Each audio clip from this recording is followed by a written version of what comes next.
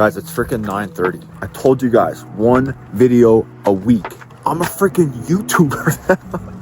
You'd probably like to know how you can cook these roasts to the point where they just pull apart in your hands, where they're so juicy, so delicious. Well, I'm gonna teach you in this video. I'm also gonna teach you how to make a low-carb beef roast stir fry. Literally 3 grams of carbs per serving. I made this, I posted it on my social media, it blew up, they loved it. But today, I'm here to show you how to make this step by step. So let's get to it. I'd also like to mention that I'm not a chef. I'm not a professional chef. I have zero background in cooking. I just make things in my kitchen, and 9 chances out of 10, they work out good. So my way of doing things might not be your way of doing things, and that's totally fine. But if you wanna make really good meals, then I would follow my recipes. First thing you wanna do, make sure this pan is super hot, sizzling, because we're gonna sear all sides of this roast before we put it into the slow cooker. I like to start with the sides first. I have ruined too many of my shirts trying to sear these roasts, so you gotta wear the apron. You're probably wondering why I got 2 different roasts. Well, I'm used to the Costco size roast. I don't have a Costco roast right now, so I bought 2. I went out and bought 2.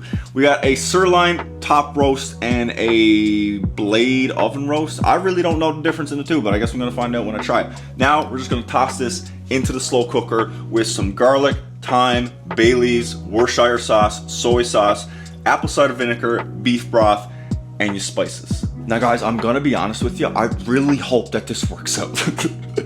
I'm used to using the Costco size roast, which is like this big, right? So you got a little bit of water covering the roast and the rest of the roast is above water. But because these are so small, I use the same amount of water that I would normally use with the Costco size roast. So now the whole thing is covered. I've never done this before. I hope it works out. Anyways, what you're gonna wanna do, put the cover on, leave it on. Leave it on, okay? I know you wanna come over and take it off, look at it, smell it, see if it's doing all right. Don't do that. Don't do that. Leave this on. We're gonna do 2.5 hours on high, okay? And after 2.5 hours, we're just gonna switch it to low for another 5.5 or 6 hours. That is it. We'll see you in 8 hours.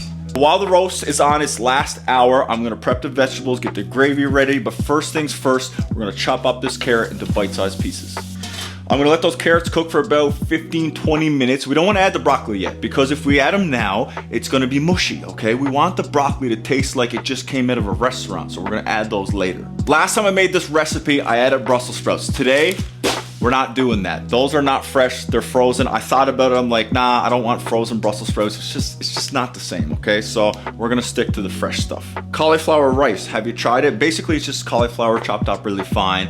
You can actually buy it in stores like that. I couldn't find it, so we just got 1 head of cauliflower. I'm just gonna chop this up really nice and fine. I know I said don't touch this lid, but I'm just gonna grab a little bit of juice, throw it in here, and cook the broccoli in that. While the broccoli's cooking, I'm gonna get some of the juice out of the slow cooker. Yes, I said juice. I said juice.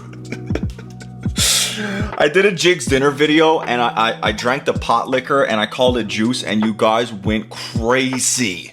You have to call it pot liquor. It's not juice. Get it right, Adam. Yo, Susan, chill. Chill, okay? We're gonna get some of the juice, we're gonna make the gravy out of this, and it's gonna be so freaking delicious. Now the gravy, this is the most important part, okay? I'm gonna use the juice, yes, the juice. I'm gonna put this, it's a pack of browning gravy mix. I'm gonna put that in there, mix it up real good. If the juice gravy is still watery, okay? I'm gonna put a little bit of cornstarch in there, mix it up, okay? If it's still a little bit watery, same thing, a little bit of this, mix it up. Repeat the process until you get that nice gravy texture. You want the gravy to be, you know. Now here comes the best part that you guys been waiting for. Is this gonna fall apart in my hands? Well, let's find out. Jeez Louise, come on. Look at that. Look at that. It's really hot on the hands though. But like, woo! I could just like mash that. Jeez Louise.